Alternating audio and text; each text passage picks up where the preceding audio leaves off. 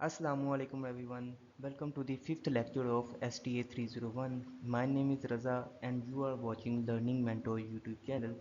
तो गाइस इसके अंदर हम देखते हैं सबसे पहले frequency polygon and frequency curve जो कि हमने प्रीवियस लेक्चर के पार्ट 2 के अंदर भी देखी थी। अच्छा, फ्रीक्वेंसी पॉलीगॉन को अगर मैं फिर से डिफाइन करूं तो फ्रीक्वेंसी पॉलीगॉन एक ऐसा ग्राफ होता है जो कि हम क्लासेस के मिड पॉइंट और उनकी फ्रीक्वेंसी के दरमियान में बनाते हैं।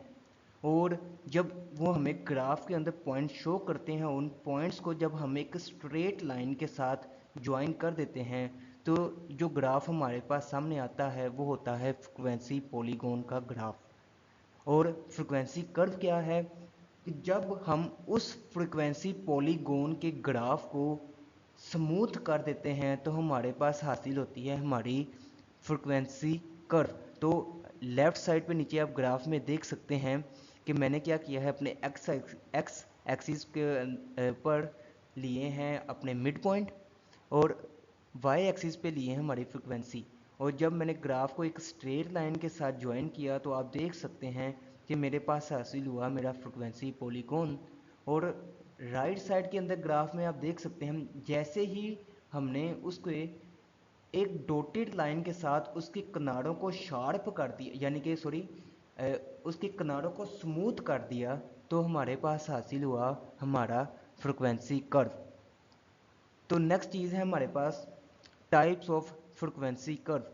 तो चार तरह की हमारे पास फ्रिक्वेंसी कर्व होती हैं। सबसे पहली है सिमेट्रिकल फ्रिक्वेंसी कर्व, नेक्स्ट है मॉडरेटली स्क्यूड फ्रिक्वेंसी कर्व, उससे आगे है एक्सट्रीमली स्क्यूड फ्रिक्वेंसी कर्व और द लास्ट वन है यू शेप्ड फ्रिक्वेंसी कर्व। तो चलिए इनको देखते हैं ये क्या है। तो symmetrical frequency curve, if we place a vertical mirror in the center of this graph, the left hand side will be the mirrored image of right hand side। तो उसने क्या कहा है, सिमेट्रिकल फ्रिक्वेंसी ग्राफ एक ऐसा graph है अगर हम उसके सेंटर में, बिल्कुल सेंटर में एक वर्टिकल मिरर रख दें तो हमारे पास राइट साइड पे जो शेप बन रही होगी उसकी लेफ़्ट साइड पे बिल्कुल सेम टू सेम वही शेप बन रही होगी। यानी कि अगर हम उसको बीच में से बिल्कुल दरमियान में से कट कर दें तो राइट साइड का हिस्सा बिल्कुल लेफ़्ट साइड के हिस्से के जैसा नज़र आएगा। तो ऐसे ग्राफ को हम कहेंगे ये एक सिमेट्रिकल फ्रिक्वेंसी कर्व है।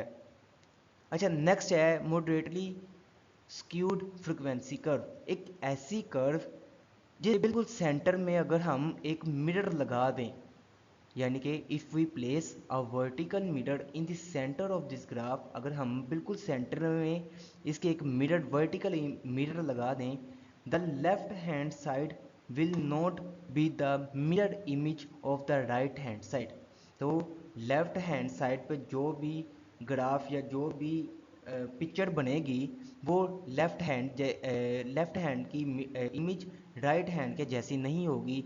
जैसा कि आप नीचे ग्राफ में देख सकते हैं कि इस लेफ़्ट साइड वाले ग्राफ के अगर हम बीच में से हाफ कर दें तो राइट हैंड वाली साइड लेफ़्ट हैंड की जैसी नहीं होगी।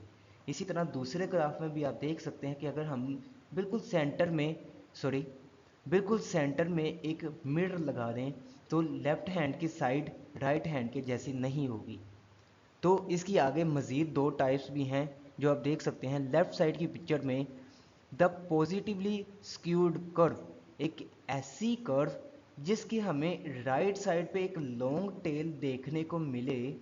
ये देखें आप, जैसे कि मेरे कर्सर से देख सकते हैं कि राइट साइड पे हमें एक लॉन्ग टेल देखने को मिले, ऐसे ग्राफ को हम कहेंगे पॉजिटिवली स्क्यूड कर्व। और अगर वही लॉन्ग टेल हमें लेफ़्ट साइड पर नज़र आए तो इसे कहेंगे हम नेगेटिवली स्क्यूड कर्व। उम्मीद है कि अगर आपको पेपर में ये क्वेश्चन आ जाए तो आप लोग अटेम्प्ट कर लेंगे।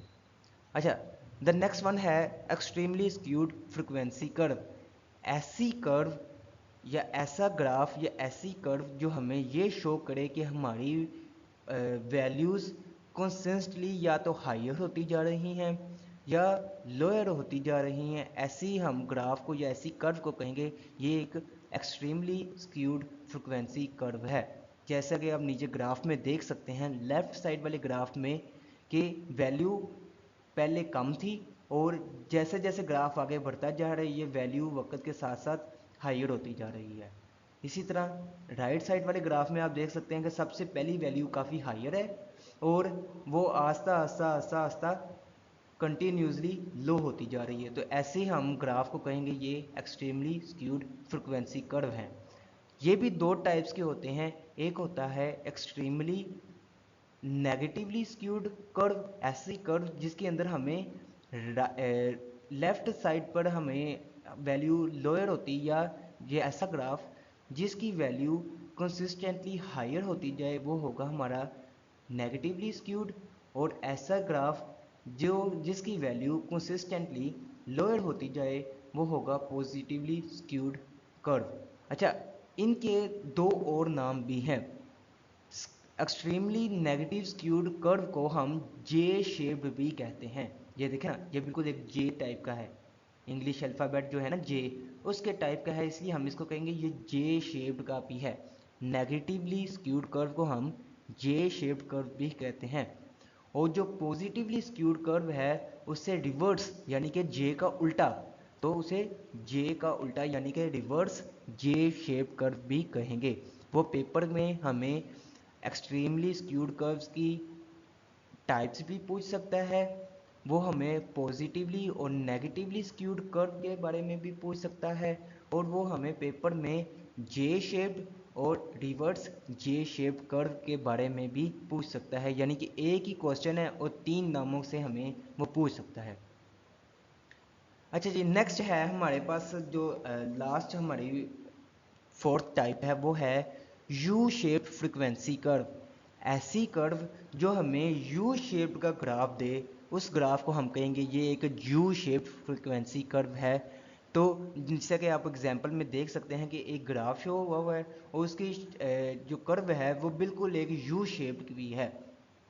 तो ऐसे ग्राफ हमें कब ज़्यादातर मिलते हैं, एग्जाम्पल में उसने बताया हुआ है, if we consider the example of death rates not for only adult population. ऐसा ग्राफ जो हमें डेथ रेट को शो करे सिर्फ अडल्ट में नहीं बट लेकिन for the population of all the age group. अगर हम तमाम एज की यानी कि तमाम उम्र की लोगों की डेथ रेट का हिसाब लगाएं तो हमें इस तरीके का एक यू शेप्ड का कर्व हासिल होगा। अच्छा जी, ये तो होगी हमारी टाइप्स ऑफ फ्रिक्वेंसी कर्व, जो कि मैंने आपको चार बताई हैं। पहली है सिमेट्रिकल, सेकंड है थी मॉडरेटली, थर्ड है थी हमारे पास एक्सट्रीमली, और फोर्थ है हमारे पास ये यू शेप्ड। अच्छा जी, लास्ट स्लाइड है हमारे पास कमुलेटिव फ्रिक्वेंसी डिस्ट्रीब्यूशन। अच्छा, फ्रिक्वेंसी डिस्ट्रीब्यूशन को हम पहले पढ़ भी चुके हैं, पहले फाइंड करना भी देख चुके हैं। अगर आप लोगों ने नहीं देखा तो काइंडली मेरा चैप्टर 4 का फर्स्ट पार्ट देखें ताकि आपको समझ आए कि फ्रिक्वेंसी डिस्ट्रीब्यूशन निकालने का क्या तरीका है, और ये पेपर पॉइंट ऑफ व्यू के हिसाब से बहुत ज़्यादा इंपॉर्टेंट भी है। अच्छा, नेक्स्ट चीज़ उसने जो ऐड कर दिया वो है कमुलेटिव फ्रिक्वेंसी। कमुलेटिव फ्रिक्वेंसी क्या है? Cumulative frequency distribution is a form of frequency distribution. Cumulative एक ऐसी फ्रिक्वेंसी डिस्ट्रीब्यूशन की शक्ल है डैट रिप्रेजेंट, जो शो करती है the sum of all classes, जो शो करती है the sum of all classes, तमाम क्लासेस का मजमुआ, and all classes below it, और वो उससे निचली क्लासेस का भी मजमुआ। जैसा कि आप नीचे ग्राफ में देख सकते हैं, ये हमारे पास क्लास बाउंड्रीज हैं, क्लास बाउंड्रीज के साथ ये हमारे पास क्लास फ्रिक्वेंसी है, साथ हमें कमुलेटिव फ्रिक्वेंसी दी गई है सबसे पहली क्लास की 2, क्योंकि उससे ऊपर क्लास नहीं है तो वो प्लस नहीं हुई। नीचे वाली क्लास में देखें फ्रिक्वेंसी है 4, तो कमुलेटिव फ्रिक्वेंसी क्या होगी? 2 + 4 = 6। और पेपर में क्वेश्चन आ भी चुका है, इसलिए इसको बड़े अच्छे तरीके से समझें कि क्या है। फर्स्ट क्लास जो फ्रिक्वेंसी थी वो थी 2, तो कमुलेटिव फ्रिक्वेंसी क्या होगी? 2। सेकेंड क्लास की फ्रिक्वेंसी क्या थी? 4, तो कमुलेटिव फ्रिक्वेंसी क्या हुई? 2 + 4 = 6। नेक्स्ट क्लास की फ्रिक्वेंसी क्या है? 14, लेकिन कमुलेटिव फ्रिक्वेंसी क्या होगी? 6 + 14, 6 ये वाला सेकेंड क्लास का, और 14 उससे नेक्स्ट क्लास का जो हो गया 20। इसी तरह नेक्स्ट क्लास इंटरवल में क्या है 8, तो 20 प्लस 8 इक्वल टू 28, और द नेक्स्ट है 2, तो 28 प्लस 2 इक्वल टू 30। तो ये है कम्युलेटिव फ्रिक्वेंसी निकालने का तरीका। अच्छा, ये तरीका तो हमने देख लिया, लेकिन एक क्वेश्चन ये है, आखिर हमें कम्युलेटिव फ्रिक्वेंसी निकालने की ज़रूरत क्या है? तो अगर मुझसे कोई क्वेश्चन करे या आप लोगों से कोई क्वेश्चन करे कि क्लास बाउंड्री उसने दे दे हमें 29.95 से लेके हमें बताएं 38.95 के अंदर टोटल कितनी फ्रिक्वेंसी या टोटल कितने ऑब्जेक्ट्स फॉल करेंगे, तो वो हमें किस तरीके से पता चलेगा? तो वो हमें ये बात का आंस देगी, ये कम्युलेटिव फ्रिक्वेंसी, जिसके अंदर हमने देखा है कि टोटल क्लास बाउंड्रीज 29.95 से लेके 38.95 तक टोटल जो ऑब्जेक्ट्स या टोटल फ्रिक्वेंसी जो इसके अंदर फॉल करेगी वो होगी 20। तो ये भी question paper of point of view के लिहाज से बहुत ज़्यादा इंपॉर्टेंट है, इसलिए इसको बिल्कुल स्किप ना करें। तो क्लास ये थी हमारा आज का लेक्चर। उम्मीद है आप लोगों को सब लोगों को समझ आया होगा। अगर आपको हमारी वीडियो अच्छी लगे तो काइंडली हमारे चैनल को सब्सक्राइब करें, वीडियो को लाइक करें और दोस्तों के साथ शेयर करना बिल्कुल मत भूलें। इंशाल्लाह ताला मिलते हैं अपनी अगली वीडियो के साथ। अल्लाह हाफिज़।